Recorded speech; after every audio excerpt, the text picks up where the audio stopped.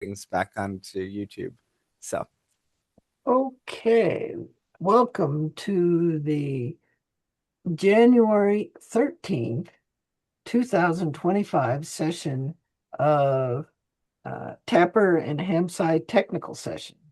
My name is Dave, KV0S, and this week I've been working on uh, uh, improving my shack setup, improving a couple of things. I'm still in progress with some of it, and um, it's just reconfiguring things and cleaning up and making things work a little better.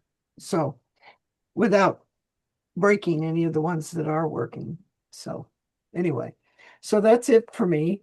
Next on the list, we have Nathaniel, W2NAF. Go ahead. thanks, Dave. A couple of important announcements. One is I'm very happy to say that the article that Steve Serwin has been working on, that I've been a co-author on with some of my students, was accepted to Frontiers last week. Good. So we got a publication in. And then the next thing that's really important is we had a meeting of the HamSCI organizing committee this morning, and we made some selections on invited speakers, and we started inviting people. So we will hopefully hear back positively from those people and have some announcements about who those invited speakers will be in the very near future. But I think that's very exciting. And then we, I think they're still working on details of the hotel, but otherwise things are generally getting in good shape for the HamSCI workshop. I think we're going to, abstracts are due. We're making them due February 1st now. So we'll probably talk on here. Certainly if anyone just wants to submit an abstract, please do. And there will probably be people that I ask to submit an abstract for the personal space weather station project or for other related projects. But I'm sure we'll work all of that out. So W2NAF, back to net. Very good. And while I'm at it, uh, we submitted two talks for the TAPR session, and I'm not sure how much Paul's is probably integrated into things that we do here, but um, George Burkett's going to talk about antennas and comparison of antennas from his Whisper Demon um, setup. So Great. When you say the tapper session, what do you mean? it's the Tapper Forum on Friday At At at at oh, Dayton at at Dayton. At at Dayton. Dayton. Yes. Okay, at Dayton. Yes. Okay. Yeah. Yes, So I was talking sorry. about the HamSci workshop. I just got Yes, confused. yes, I'm Yes. sorry. But just to know that there will be some HamSci related talks at Dayton in the Tapper session. That's excellent. Thank you. So anyway, next on the list is iPad 2. Go ahead.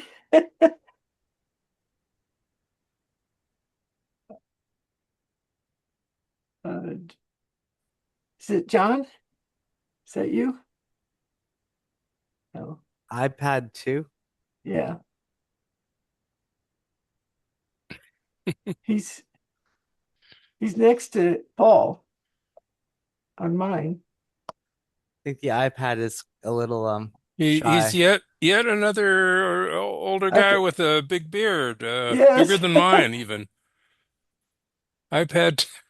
I think he went Okay. asleep or something. No, he So just doesn't know his screen name is iPad 2 is the problem. yes.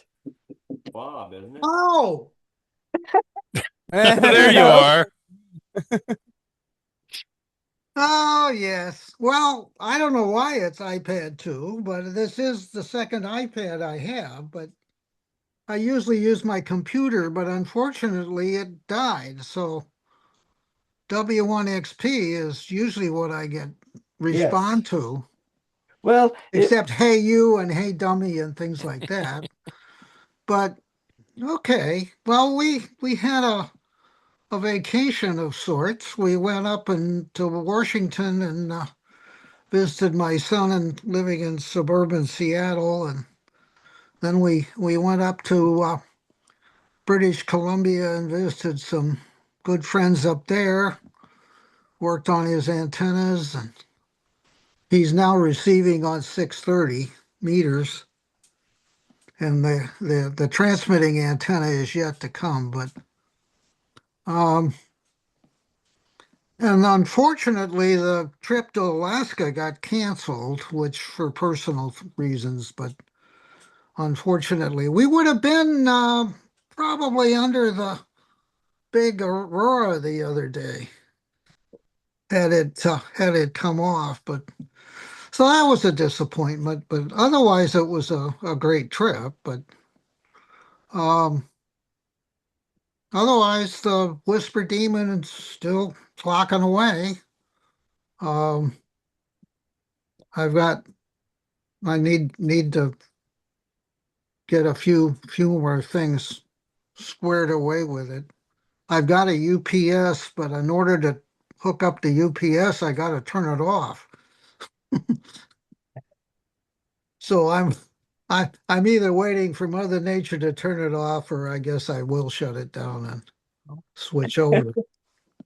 Um, Otherwise, that's about it from here. The big news is I got my hotel, my timeshares week squared away in Orlando. The first phone call says I don't have anything visible in the Orlando area. But a few weeks later, I managed to get a suitable place. So we'll be in Orlando for the Hamfest. Okay. Otherwise, back to net. Okay, very good. Next on the list is Bill Engelkey. Go ahead, Bill. Okay, well, busy laying the groundwork to prep the replacement drives for the Grape 2 data collection for 2026. It goes March to March approximately, and dealing with some hard drives that are are malfunctioning in some way, and you send them. You think you've formatted one and you send it out, and then it doesn't work when it gets there, and this is difficult. So anyway, so my students are back in town. We'll have a meeting Friday. We got 4 students now. It looks like we'll talk about what we're going to do, take a look at what's in the charrette, and just give them an overview and get them going on some of the things that they're already working on, and some user interface improvements on the Personal Space Weather Station Network website. Also, I've been thinking about the possibility of if the stars align right, and if it makes sense to do this, going to the Friedrichshafen Hamfest, and unless somebody else is planning to do this, maybe making a presentation there on our project. So I'll need some guidance on what to present if I actually do that. My tickler file here says I know that Phil Karn has done that, and maybe Rob. So in order to avoid plowing the same ground multiple times, I'd like to find out what they have done. Rob, I was just putting a question to you. Rob, did you go to Friedrichshafen one time and make a presentation about this project? Okay, he's trying to get his system working. A couple of times. I went a couple of times. Okay, so it's not, then perhaps if that's the case, it's not going to be something new to them. Is there anything, does it make sense for me to give them an update, give the people there an update?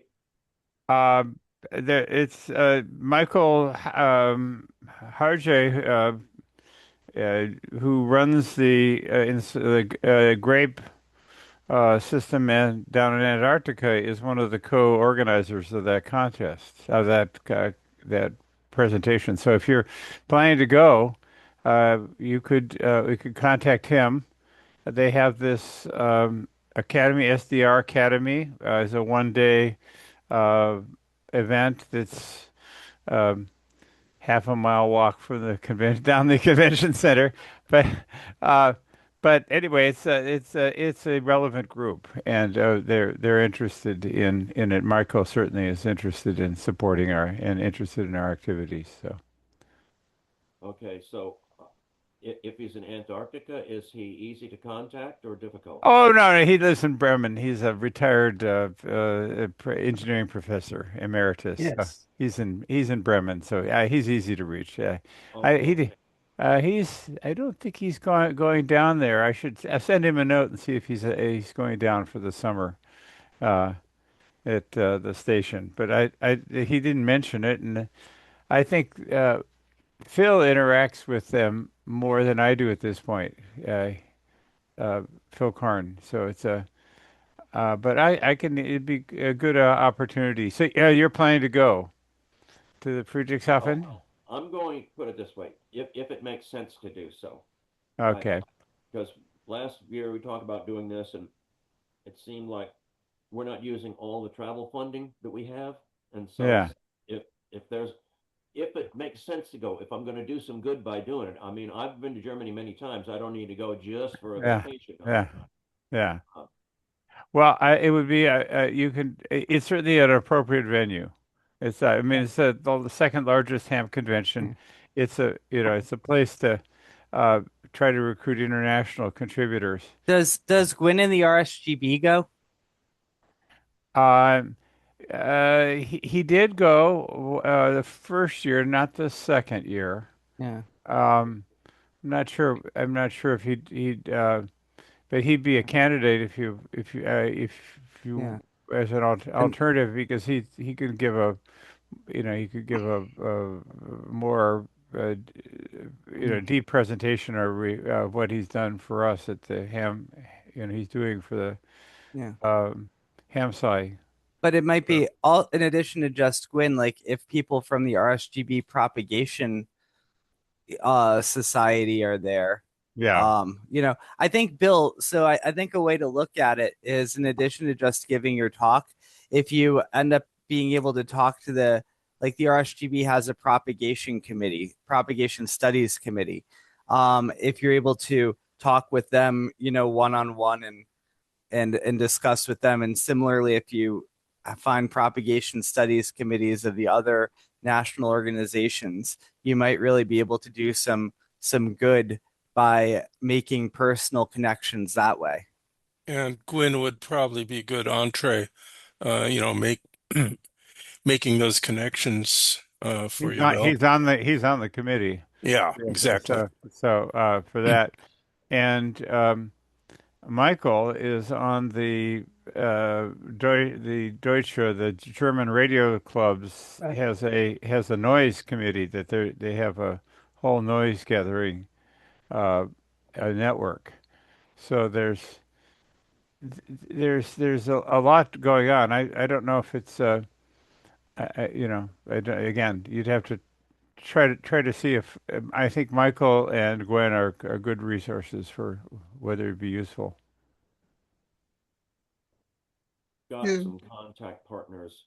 It would be most helpful if Yeah. you for you to let me know who they are and provide contact information. Yeah, yeah. Because we Uh, have talked in the past about wanting to get a bigger presence in Europe. And so it might be a chance to rope in some additional countries that we don't have, where we don't have um, SDRs for our project located. But then I'll need to find out from this team to make sure I'm talking about the right things. Because then I'll need some guidance on how actually get on what program and all of that. Because the the DARC has not published the program yet, so I assume there's probably still room to get on a program if I'm going to give a talk. well, the SDR Academy is just is somewhat independent from the Friedrichshafen group. They're co-located, but they're not co-organized. And Um, Michael is the one who's yeah, running the SDR Academy. yeah, Michael Hartke. Yeah. Hartke? yeah. Uh, Hartke. Robert, I can send you his email and Gwen's if you don't already have it. And their presentations are recorded and available online. Right. Well, I'll be looking for any input on this.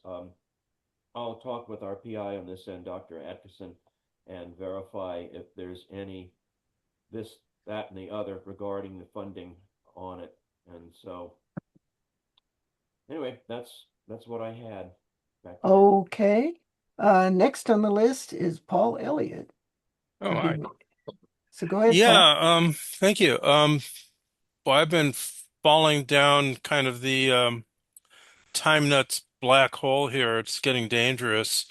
I've been working on clock frequency accuracy of the Bodnar Mini, and I um measuring, picoseconds worth of drift over hours and that sort of thing. And it's been a lot of fun, and getting my test equipment, most of it custom or semi-custom, configured or reconfigured, and learning, you know. Anyway, when we're all done here, everyone's had their say. I put some of my results and conclusions in just a little presentation, just, you know, take 2 minutes, and I'd like to give it to you guys for your feedback, and you might find it interesting or useful. So until then, back to net. Okay. Well, we'll call on you when we get through the roll call. Thank you. Next on the list is Clint, KA7 OEI, right when you're blowing your nose. Right. Yeah, it's been warm enough that allergies are still a little bit of a problem here until fairly recently. Well, done a bit of radio sort of stuff. Spent the day or so leading up to, and including the weekend at the Utah SDR site. We're starting to virtualize as much as we can. We are abandoning Ubuntu, and if you don't know why, you should probably consider not having Ubuntu for perhaps anything but a desktop replacement for a Windows computer. You probably should look into it. Mainly, the problem is secure. It's Windowsification and security concerns. Let's see here. And although Windows isn't much better, just as an aside, about 10 minutes to 10 minutes to 3 Mountain Time on Sunday, my Windows laptop abruptly rebooted, and then Brett KG7RDR a couple of minutes later got a text from one of the IT groups saying, "Hey, did your computer reboot too?" And all these other people are in the area said, "Yeah, mine just rebooted without warning. What the hell's happening?" And we don't know what happened. So very strange. And then the computer on the desktop, which hadn't rebooted up to that point, just flat out rebooted. Nothing done. It just boom. It was down and rebooting. So don't know what that was about, but that was awfully coincidental.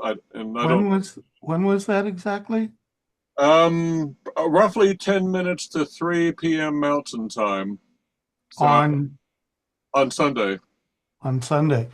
I had that kind of behavior a couple days before that. Yeah.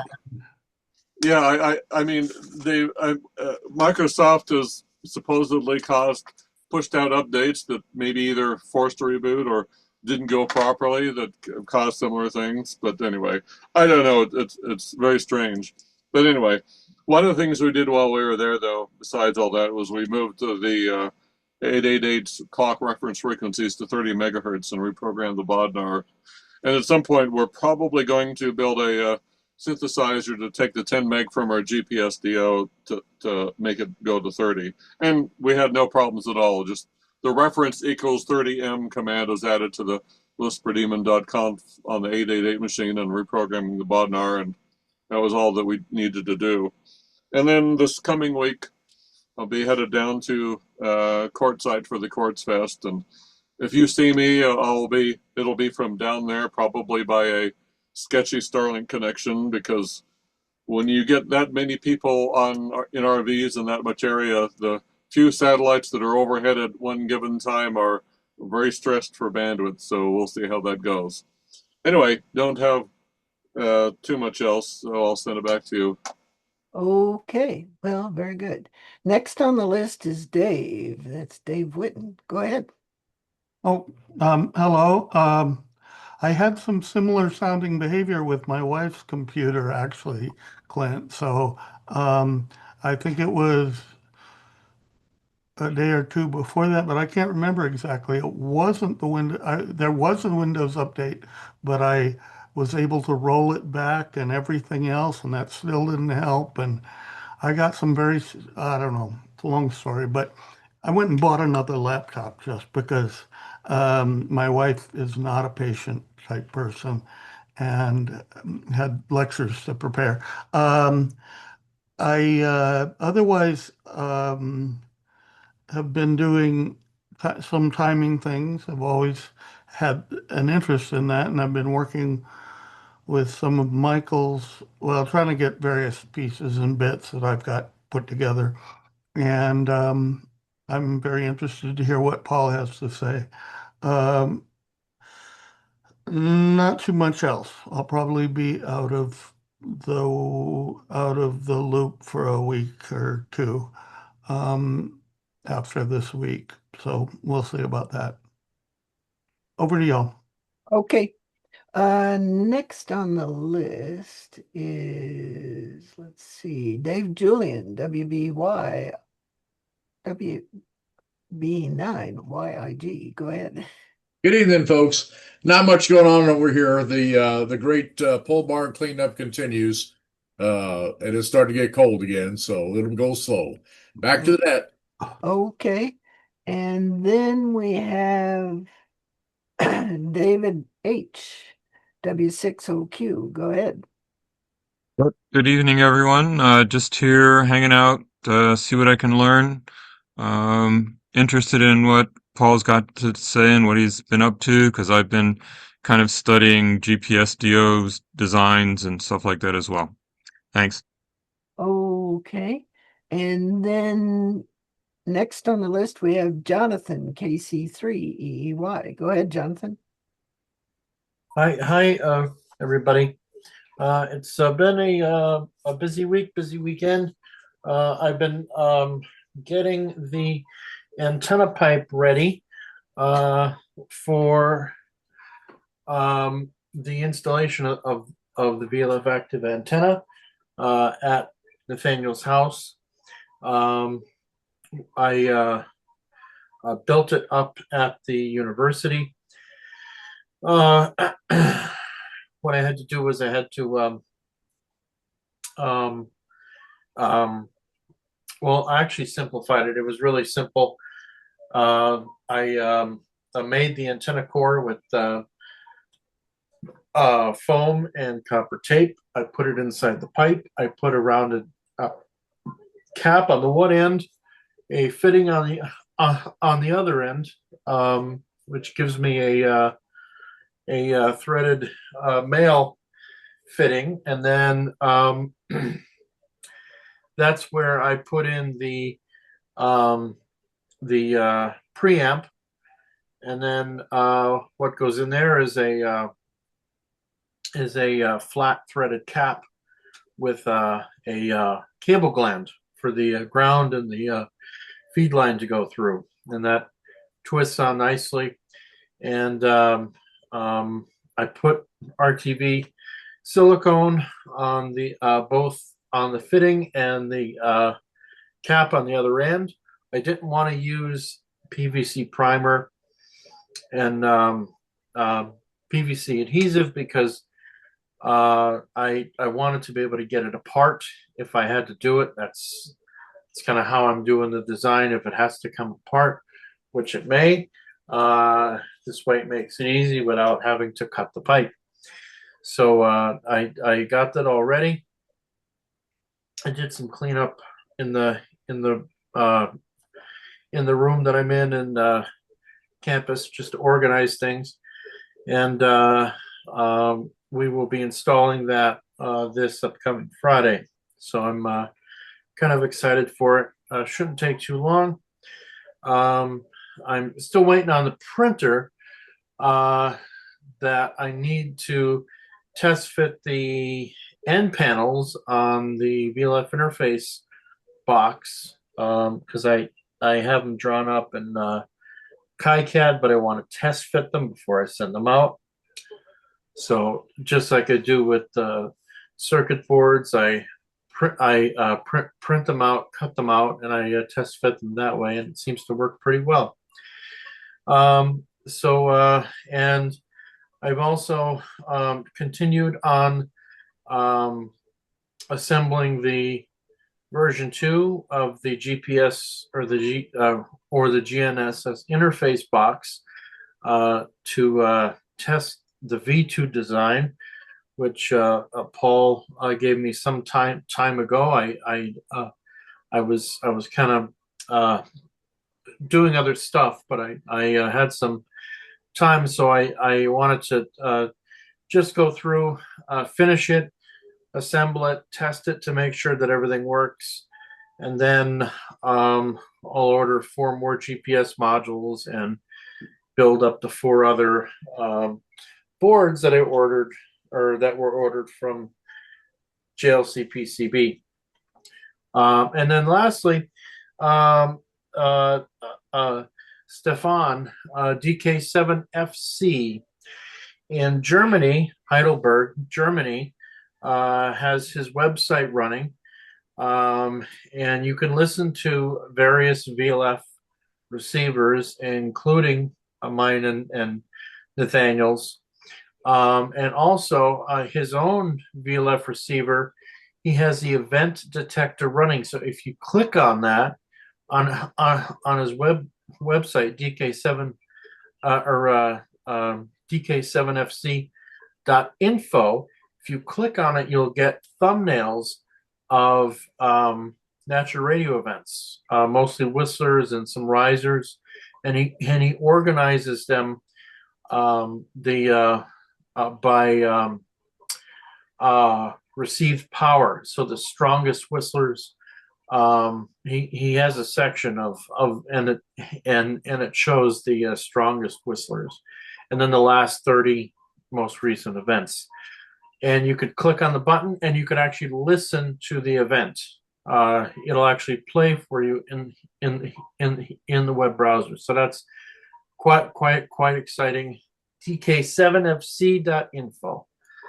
That's all I have. Back to the net. Very good. And next on the list, let's see. We already talked to Paul. So it would be Phil Karn, K9Q. Go ahead, Phil.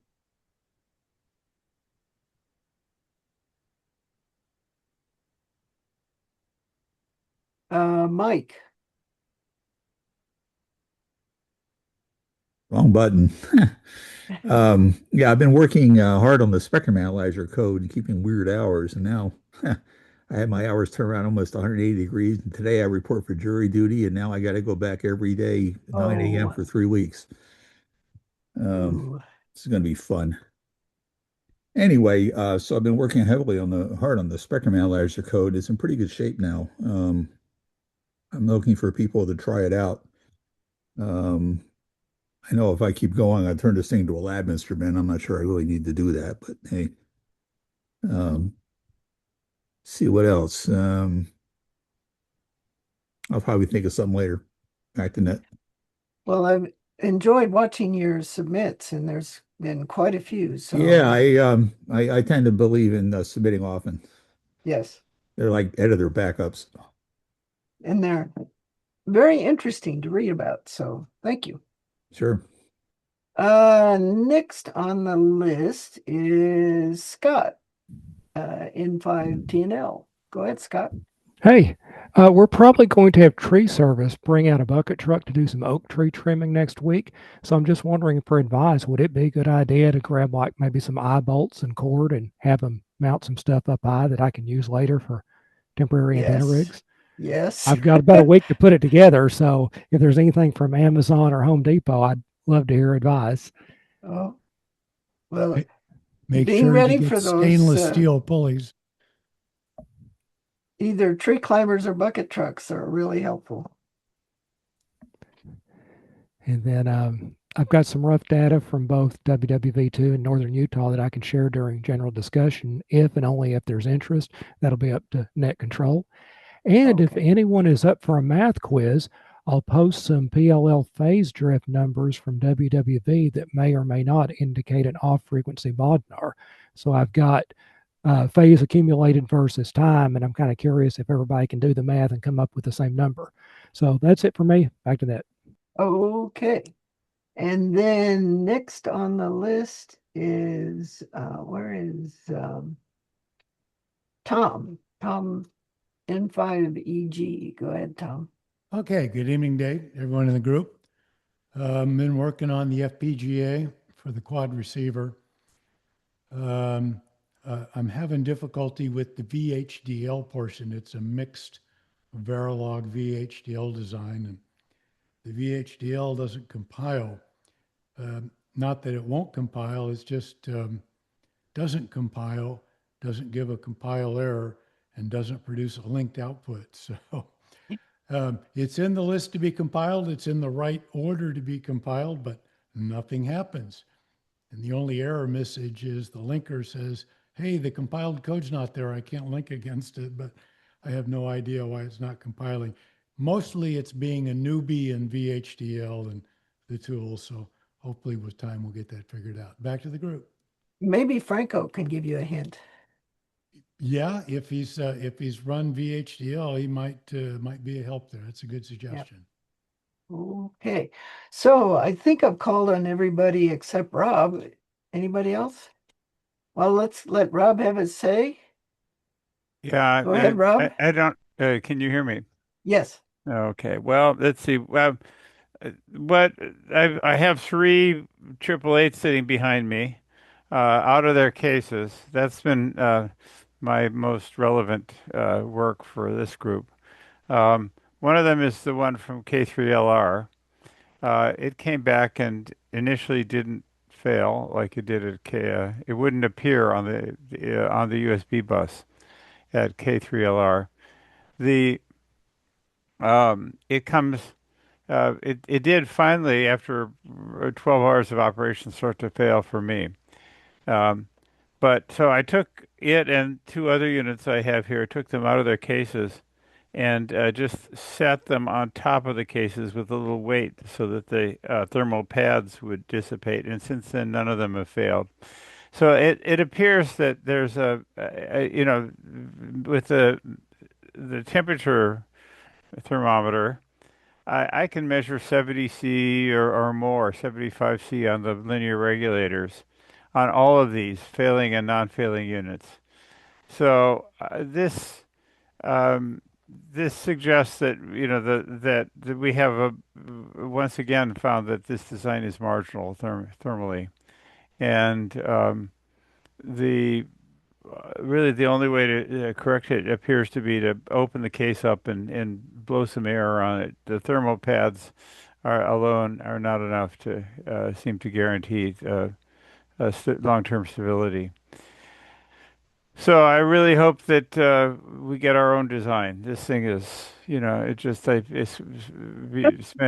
spent days trying to debug this, and I'm just tired of trying to debug a design we've known is fragile and imperfect.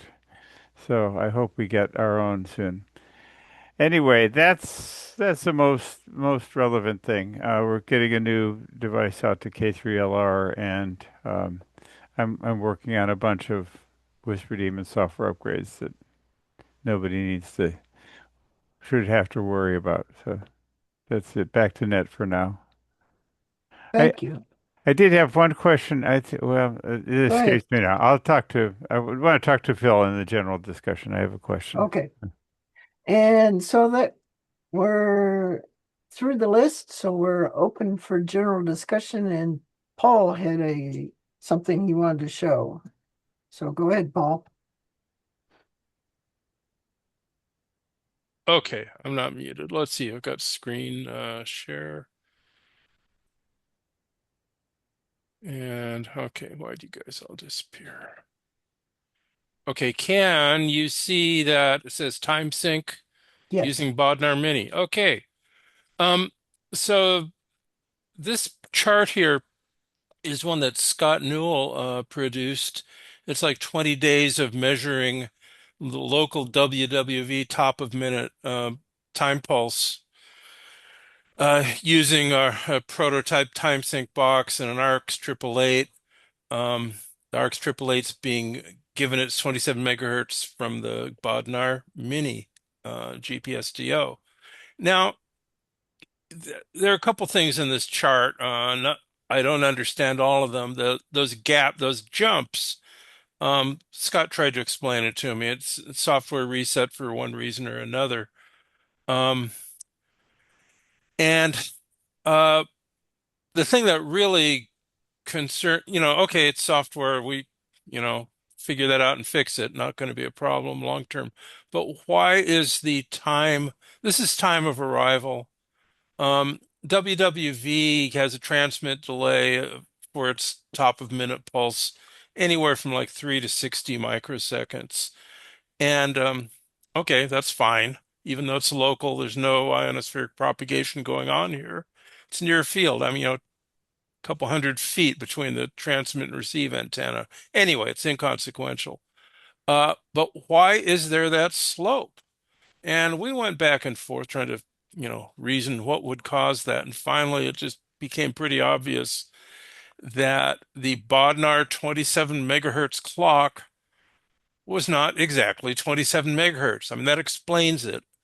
We're seeing roughly, and my numbers here are very roughly because these are in the time domain, these are really noisy signals because what's my reference? If it is a pulse per second from the GPS, that's got, plus or minus 20 or 40 or 60 nanoseconds worth of pretty random jitter. It's got a stair step time variability on it as well, all within, under 100 nanoseconds, which is okay, but it makes it hard to measure really precisely using that. But that's what I got. So, okay, so I went and looked at what's the Bodnar actually doing. And Scott went and talked to Leo, and turns out, yeah, the Bodnar Mini, and can I get this to, there we go. Bodnar Mini in its default mode, firmware version 1.14, and you can see that firmware version on the Bodnar monitor program. It uses a frequency locked loop for getting its clock out of the GPS, and that clock is then fed into, Silicon Labs clock generator chip, and that does its own clock generation and synthesis. But the problem was this frequency locked loop. They did that for quick settling time, but there is apparently an intrinsic error in the microhertz range. Now, most of the time, we don't care about microhertz errors. If we're measuring Doppler shift, we can't measure that closely, or the variation is much more than that. But for the time sync stuff, at least the way the initial software is done, any frequency error results in that gradual drift in the measured phase or measured time of reception. There are ways to correct that, and I've been badgering Scott to do that, and I'm sure we'll come up with a reasonable solution. Anyway, so firmware version 1.2 switched to of the Bodnar Mini, and I asked Bodnar too, guy there in their technical support, and he sent me version 1.2, which now uses a phase lock loop instead of a frequency lock loop internally, and he says, that's a zero error frequency error solution, but it has a slower settling time. Okay. See if I can do some testing there. This one here, yeah, this is using a time interval counter of my own design with this one. I have like 4 different ways of doing these measurements. And I have a numerically controlled oscillator digital inside the counter, FPGA, and a digital mixer and a digital filter. So essentially it translates 27 megahertz down to like 100 hertz. And yeah, about here I'm displaying the output in interval in nanoseconds. So anyway, this is me measuring the 27 megahertz Bodnar Mini version 1.14, and you can see there is a phase drift, which is a frequency error, and it's, roughly about 8 picoseconds drift per second, or that's like a 216 microhertz frequency error on the 27 megahertz. And again, these numbers, take them with a grain of salt. I'm trying to eyeball a very noisy curve here. There are a couple glitches here, and this one may have been caused by when I was first doing this, I had my GPS antenna sitting in the windowsill, and sometimes the signal's better than other times, and I was seeing effectively dropouts that would cause a shift in the pulse per second, which shows up as a phase shift because I'm comparing 27 megahertz to this pulse per second. But when I'd get that dropout, my phase error would always revert to the original sloping line. So that told me it was my pulse per second variation and not like a clock glitch or something. Okay, next slide. I'll try to be quick here. Firmware 1.2. Now we're here in nanoseconds. This is a 25-hour measurement. I just finished it this afternoon. I moved my GPS antenna to the top of a metal roof, shed roof, so it's got good view of the sky, no GPS dropouts. Anyway, you can see the variation here. It's so peak to peak here is 20 well, plus or minus 20 nanoseconds, and that's well within the pulse per second GPS jitter specification, of the GPS receiver I'm using. So as far as I can tell, there's actually no frequency error here. I see no evidence of a long-term phase drift. So I think the version 1.2 firmware actually does indeed fix the frequency error, at least as well as I can measure it so far.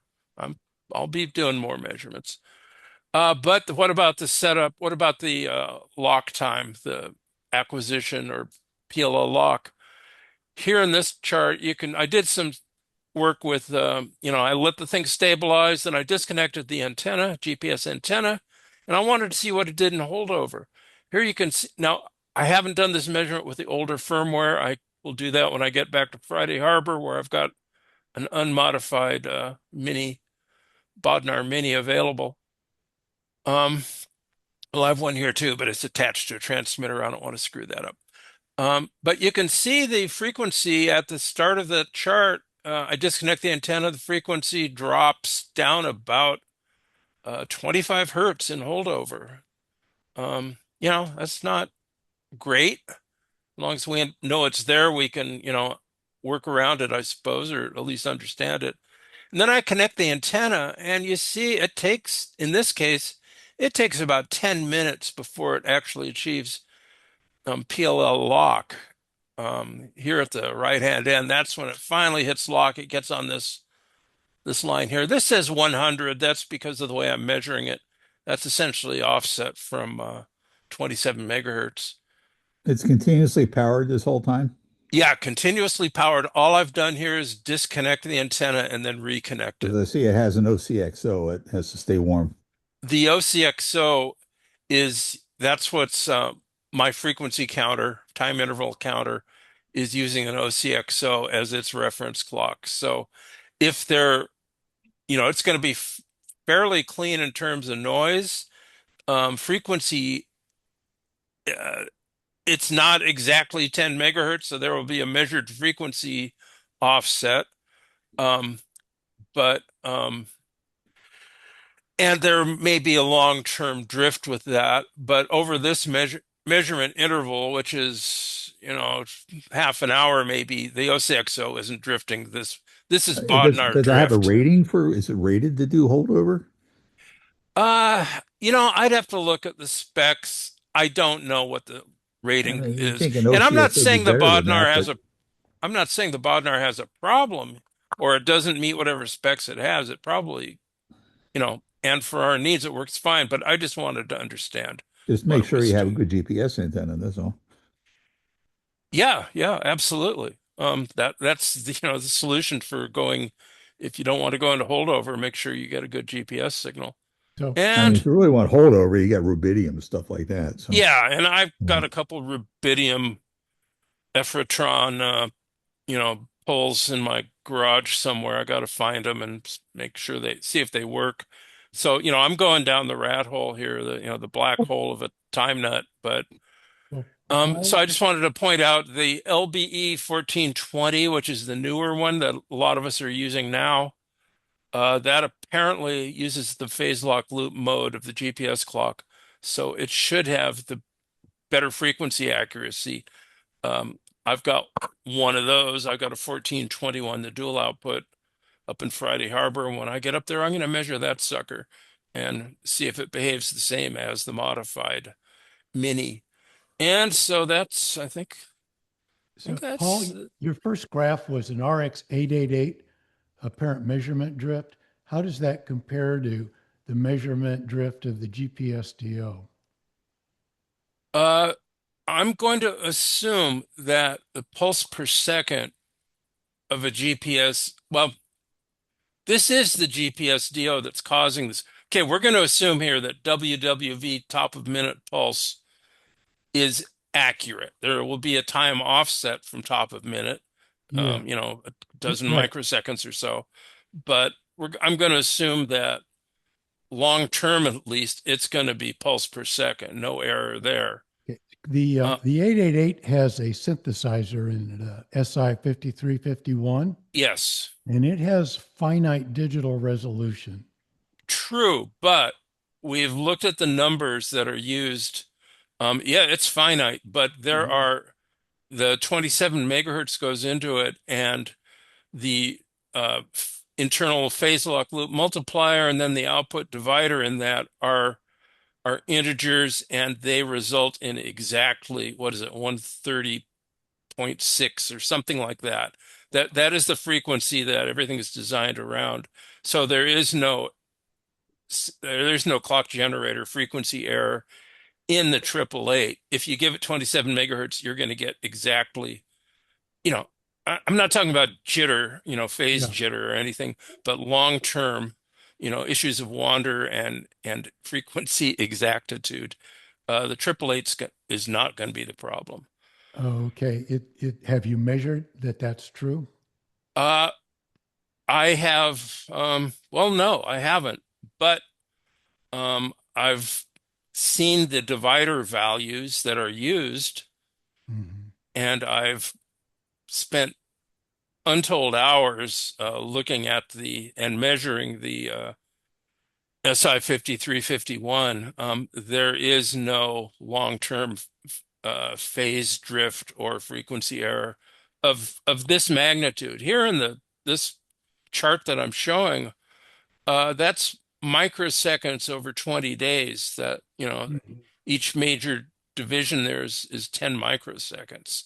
So that's a big drift. That is not a Yeah. I mean, those lines look very straight. well, they're straight, yeah, but they're not horizontal. So that means that the phase is shifting over time, and that is caused by a frequency error, a frequency offset. Right, right. But the straightness of it indicates an error and not, something like temperature or other kind of effects. Right. No, exactly. And that's what you'd see with a constant frequency offset. Exactly what you would see. Right. So, And so does that frequency offset equate to what you think the Bodnar is doing itself? yes, yes. Yeah. I mean, plus or minus. Again, I can't measure it as accurately as I would like because mainly because the pulse per second jitter on my GPS. Long term, you're going to get one pulse per second, so it's going to average out. But short term, you saw some of my graphs are kind of noisy. Hmm. That's almost certainly, well, it could also be noise in the Bodnar output frequency. I can't differentiate one from the other. I'm using one to measure the other, and noise on either one of those is, will show up. And again, the main thing I'm looking at is long-term frequency accuracy, and I'm confident that we're measuring that, reasonably well. Let Yeah, me and jump in and offer another data point here. Yeah. On the WWV graph for 2.5 meg, I looked in the best straight line with no restarts in between was from 12/25 to January 8th. So that's 14 days. And it saw, not looking at the graph, but looking at the data that generated the graph, Okay. 8.15 microseconds in 14 days on the top of minute time of flight measurement, which, if I'm doing my math correctly, that's 7.74 parts per trillion clock error. And that would be picoseconds per second, parts per trillion, I think. Yeah. And that's right in the range. Again, my numbers are, plus or minus 5 even, picoseconds per second. Okay. And then, as I mentioned in the intro, I also have another data point. Well, three of them that I placed in the chat if anyone wants to get out their scientific calculator and see what those numbers. And those And numbers are I've from used Radio D's phase lock loop. So it doesn't have anything to do with PCM record or pulse per second or parabolic interpolation. There's not much software in there that I touched that could screw up those three phase lock loop numbers. Yeah.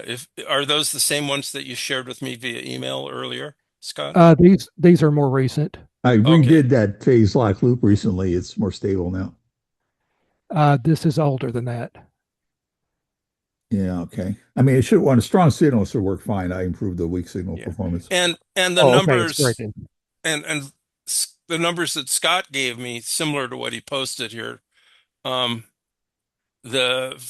phase error came out, in the same ballpark. And again, that's all I'm attempting to do is find the ballpark. I just, wanted to see, is the Bodnar Mini, the older revision firmware, is there a frequency error? Yes, there is a frequency error. How about the new one? Using the same techniques, the frequency error is either much, much less or, zero. I can't tell which. I've got the original dual output one. Is that considered okay, or does that have the same problem? I do not know. We'd have to ask Leo or his guys there. He says that the newer one, let's see, here we are. The 1420 and the 1421, that the claim is that's going to be correct on frequency. I haven't tested it Now, myself. hang on. The 1421, which I have, you can put it in PLL or frequency lock mode. Okay. And I And have maybe, data from about a day's worth of the Radio D phase lock loop. And when I graph it, the difference is obvious. So I think even the new ones in phase lock loop mode are solid, but in frequency lock mode are not. Oh, that would agree with what Bodnar's been telling us. So glad to hear that. Anyway, that's it for my presentation. Well, wait, one last slide here, just to be. I really need to acknowledge the work of Scott Newell and Clint. This we couldn't have done this without us all working together. And if anyone's interested in how I'm doing that time interval counter and the digital mixing and all that, I've got it on my wb6cxc.com blog. I've got some description of what's going on inside the FPGA and how that works. I've got a question. Yeah. Is the software upgradable? The Bodnar Mini, yes, it is. I don't know if it's on their website or not. They emailed this version 1.2 to me. And that's where that changed the mode from frequency lock loop to phase lock loop. I don't know if you can get either version off their website though. But what they sent me was basically an upgrade program, at least for, well, it was Windows I didn't tell them I had a Windows computer, so I don't know if they got something similar for Linux or not. But it's real simple upgrade process. You just run the program, it finds your Bodnar, and and it upgrades it. Okay, And thank you. yeah, and someone had asked if we could see if we had two Bodnars plugged into the computer, could we monitor them independently? And turns out, yes, you can. There's a serial number selector on the monitor program that lets you select which of multiple Bodnars you're looking at. So that's useful.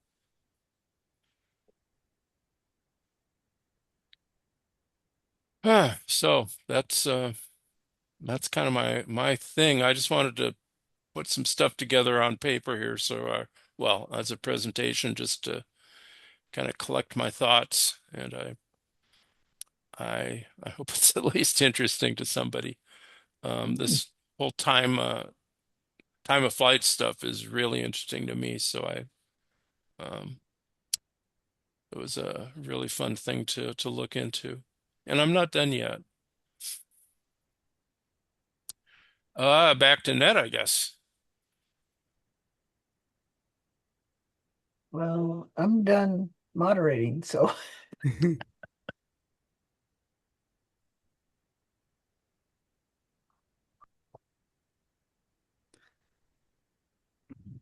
I have a brief question for Phil. Um, I'm I listening. okay. I noticed that that I was I hadn't done planning for a new FFT profile CIF 300.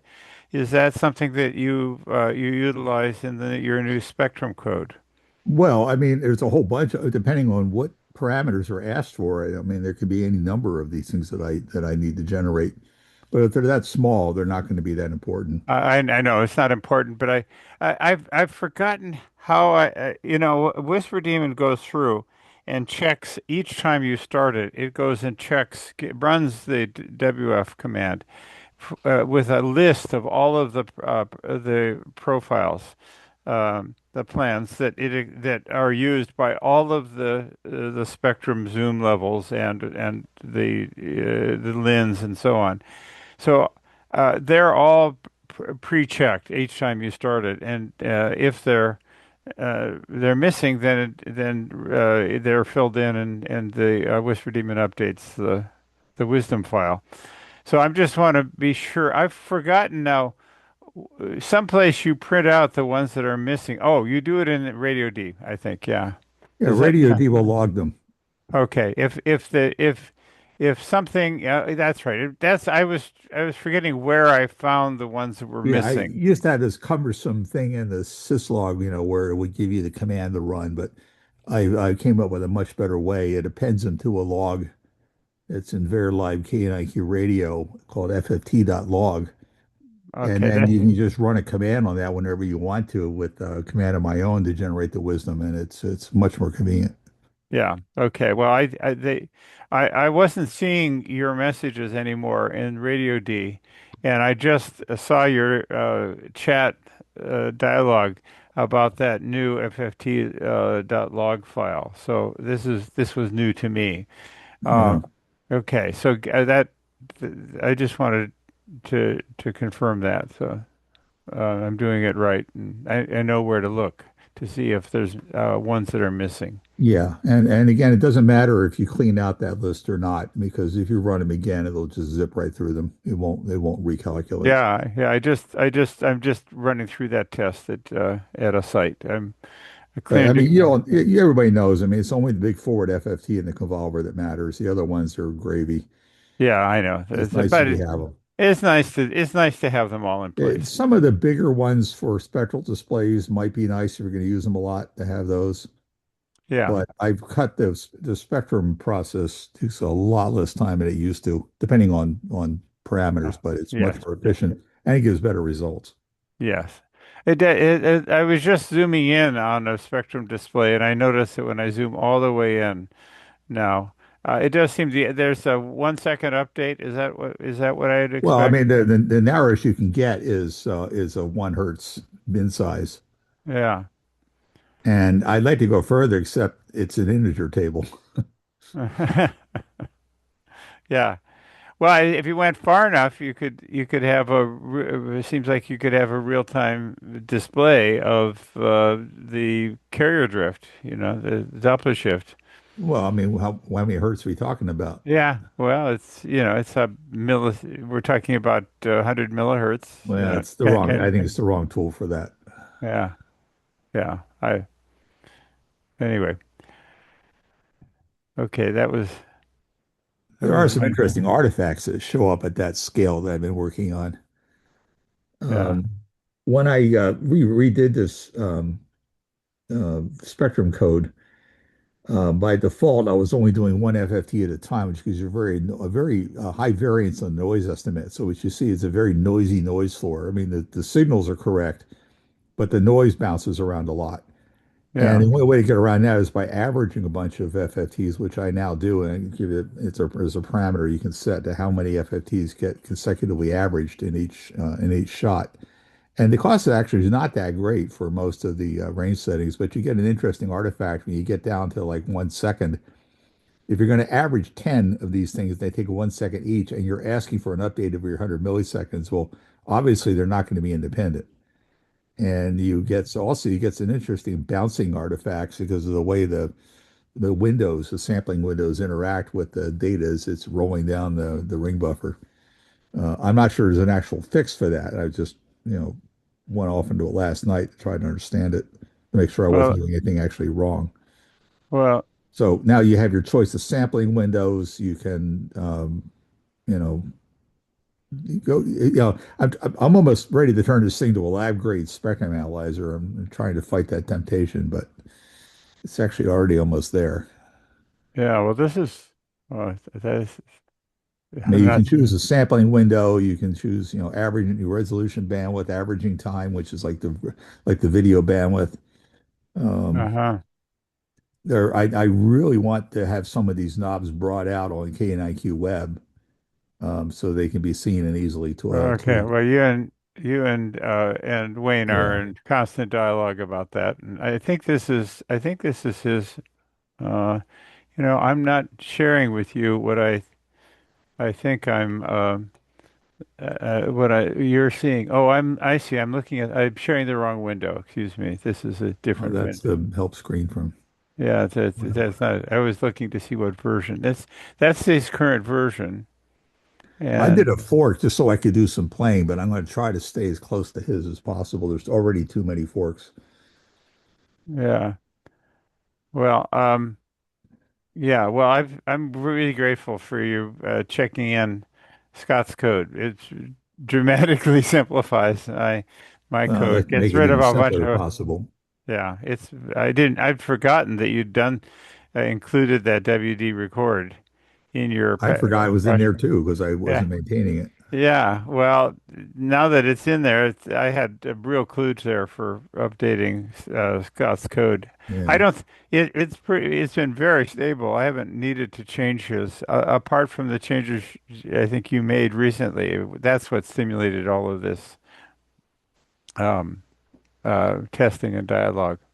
But about your stuff. Anyway, that's Yeah, I'm also, I mean, this is becoming a problem when other people interface to my stuff. They pull out internal data structures and functions that I thought I was free to change and I ended up breaking other people's code. So right now I'm writing an interface library, that is the recommended way to send messages back and forth. And I'm going to I'll start by converting over my own control program.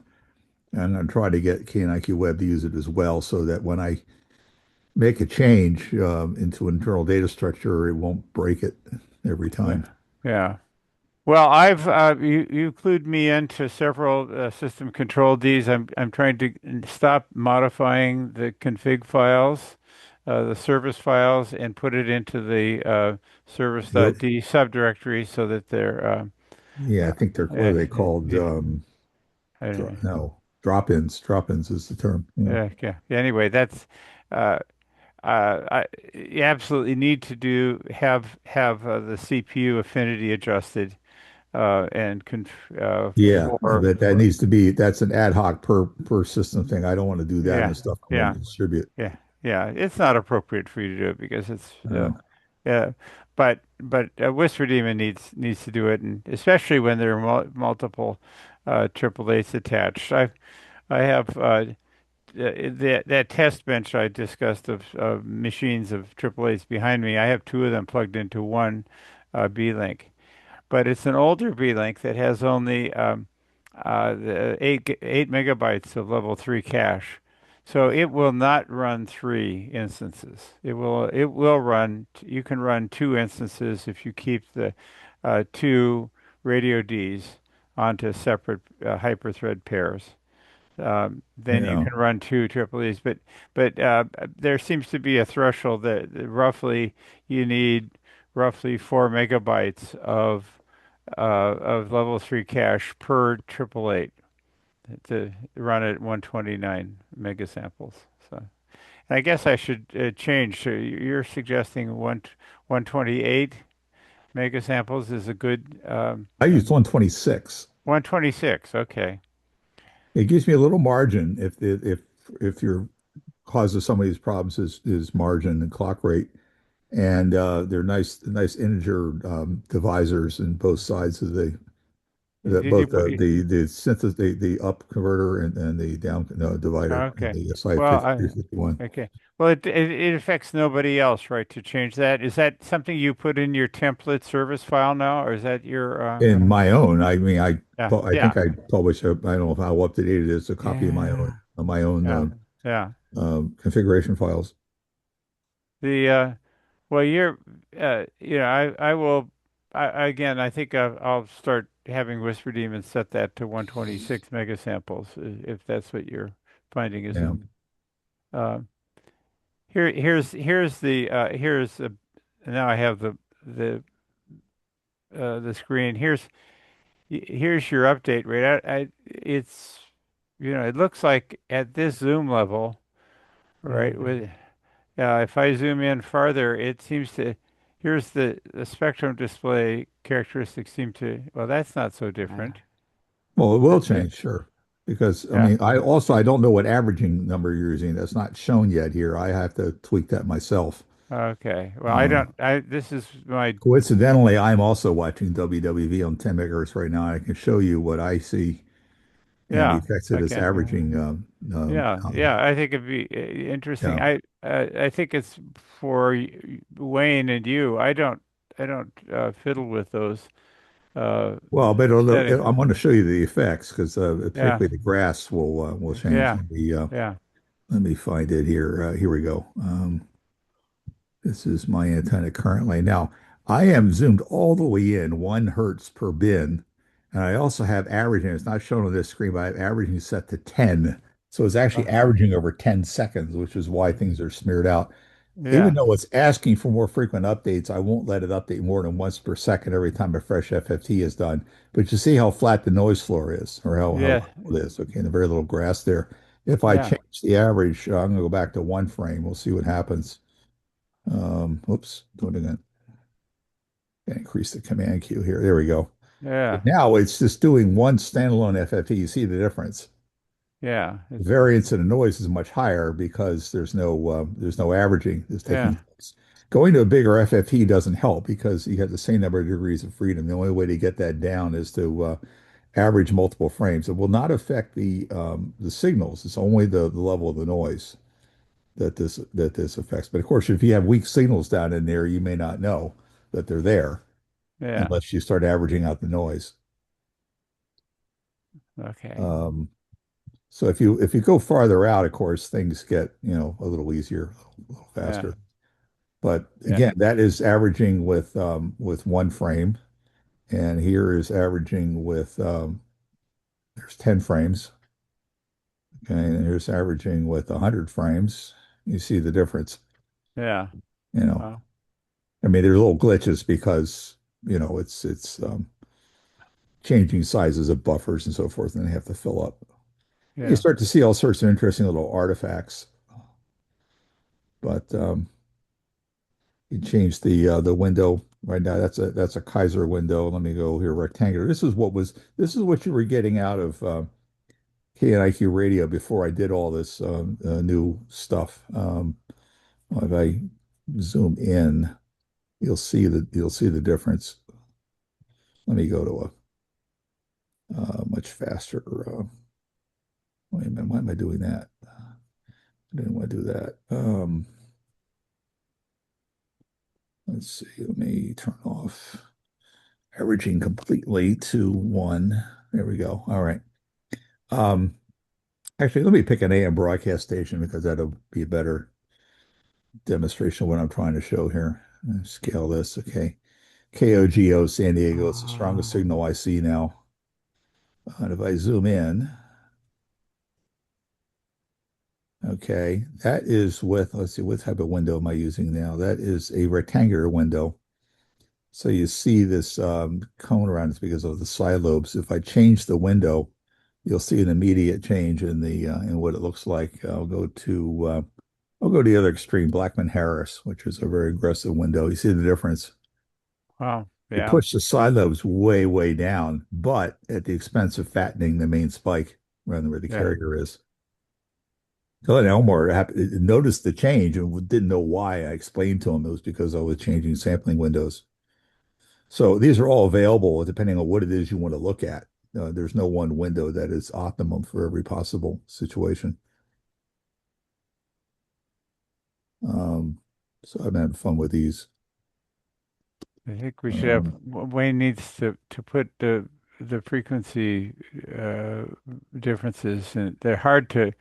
I guess it's 100 hertz per vertical line. Oh, well, it depends on the scale. Yeah, I Yeah. think the scale could probably be improved a little bit because Yeah. sometimes the numbers round and you don't really know. Yeah. I think you come up with an algorithm for a better algorithm for displaying the labels on the Yeah. Yeah. x-axis. Yeah. That's a Hamming window. Hey, Phil, where do you show the window type or select it? I'm That's just missing it. I'm doing this through another window right now through my Oh, control okay. interface because they Okay. don't have these knobs yet brought out in KNIQ Web. I'd very much like them to be, and then you'll be able to twiddle. I mean, I'm doing this just for development. Okay. At the Hamming window, and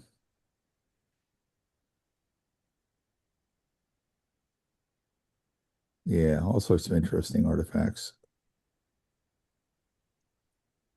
You can see the effect of the high pass filter on the carrier. So here the carrier is quite distinct because I'm using a window that shows it. If I go back to a rectangular window, and this is what I was implicitly giving you before, the very first version of, you see the difference. The little space gets filled in. You can't tell that there's actually a gap around the carrier because the side lobes are so high on the carrier. The side lobe itself, the main one, is you can notice will be narrower, but the side lobes are higher. So Yeah. fundamental trade-off. It's the uncertainty principle. It's a fundamental trade-off in time frequency analysis.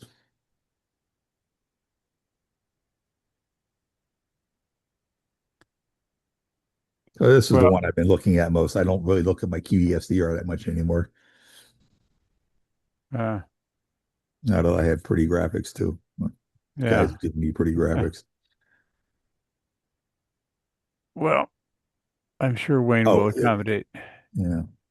Oh, there's another factor here that things like noise floors tend to change too. Like if I go to like say 50, averaging 50, okay, and I get an average noise floor, and that's with a rectangular. Actually, let me go back to let me do it outside of strong signal. Let's go to 30 megahertz.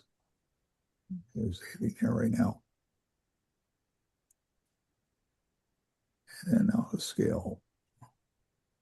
There's a little spur there, but okay. So I'm now averaging over 50 blocks using a rectangular window. Watch what happens when I change the window. These are all little subtle things that happen. I'm going to go to Blackman Harris. See what happened in the noise floor? It Yeah. jumped up.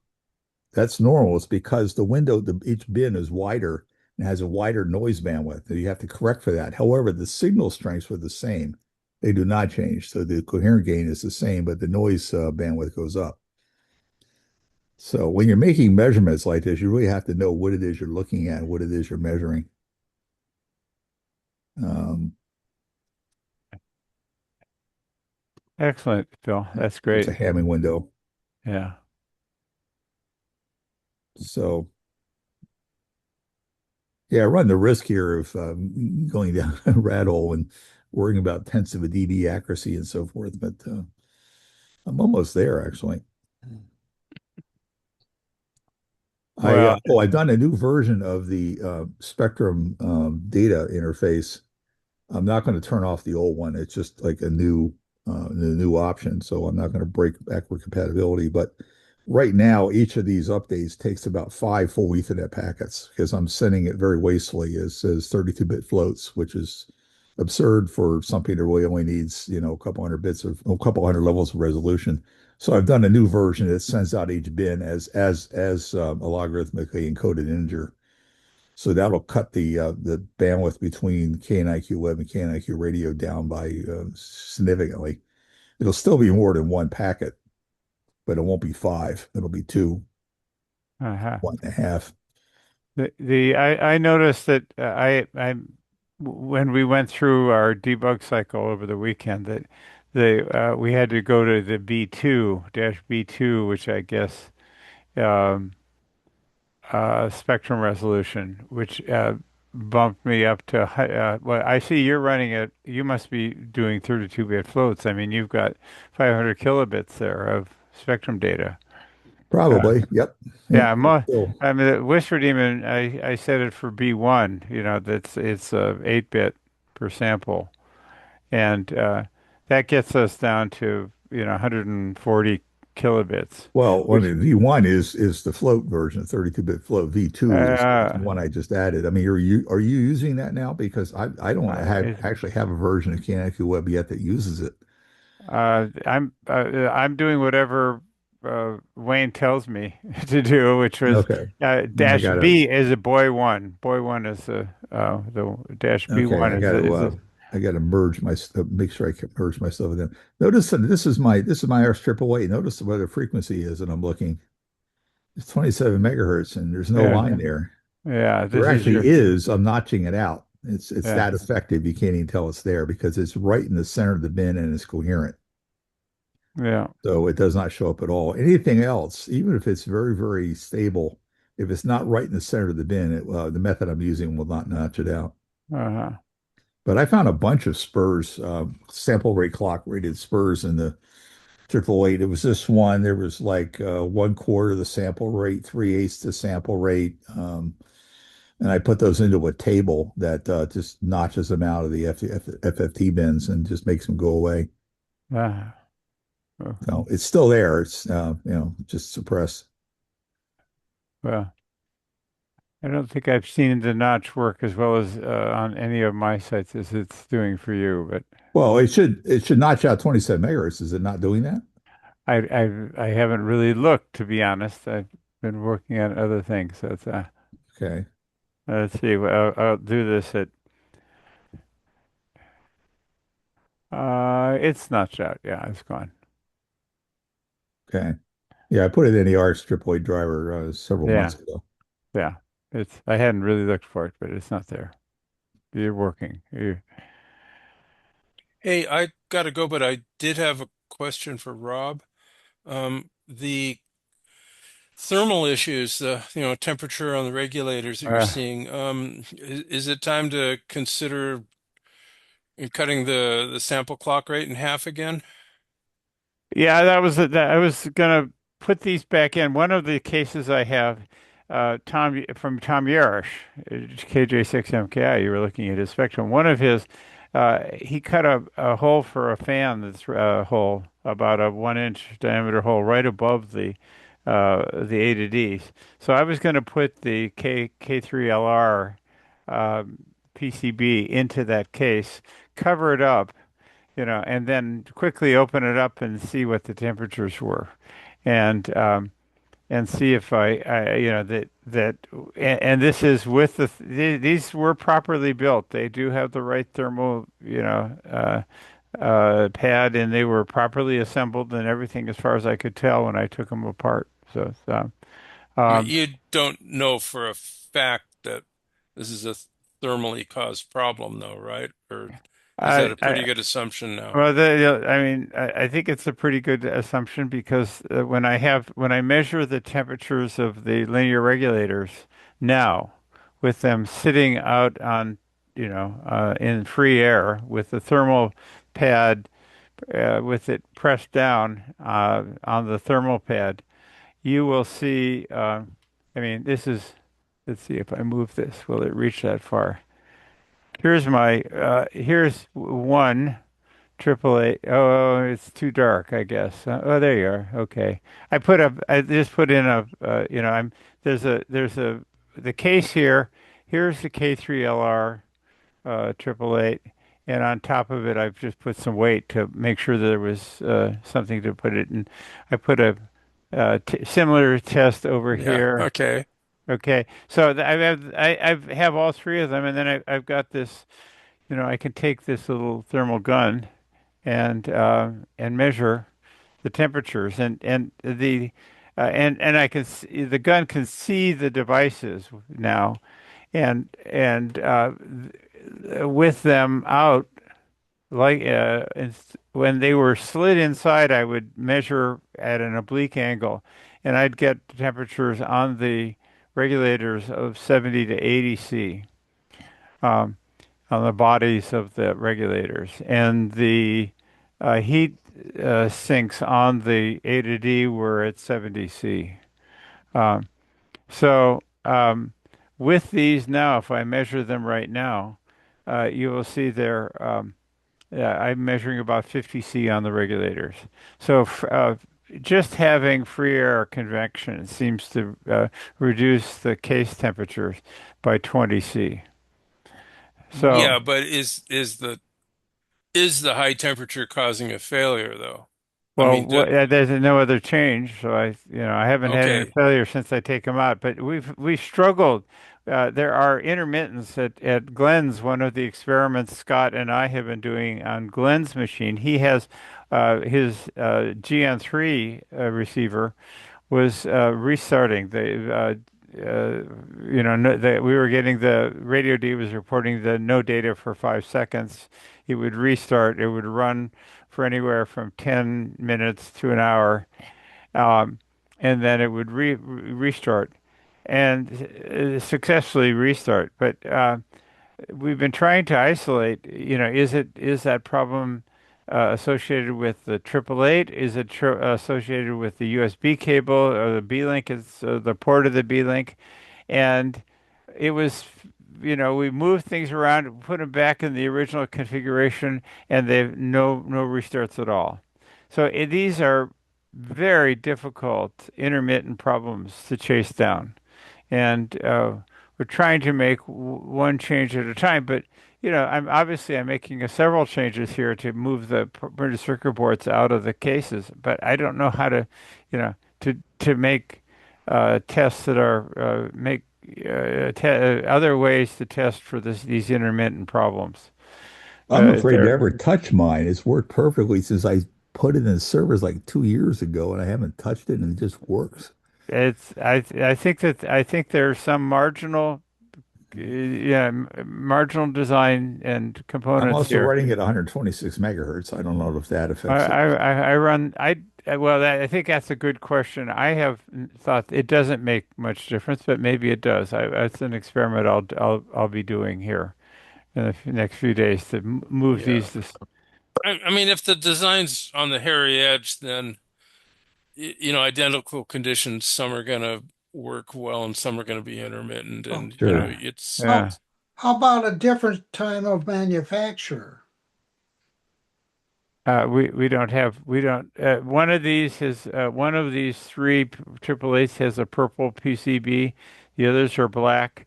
We have no idea who the actual manufacturer is, whether they come, what production runs look like. We have no way of knowing, which is why we have needed to have our own design from the okay. day I'll one.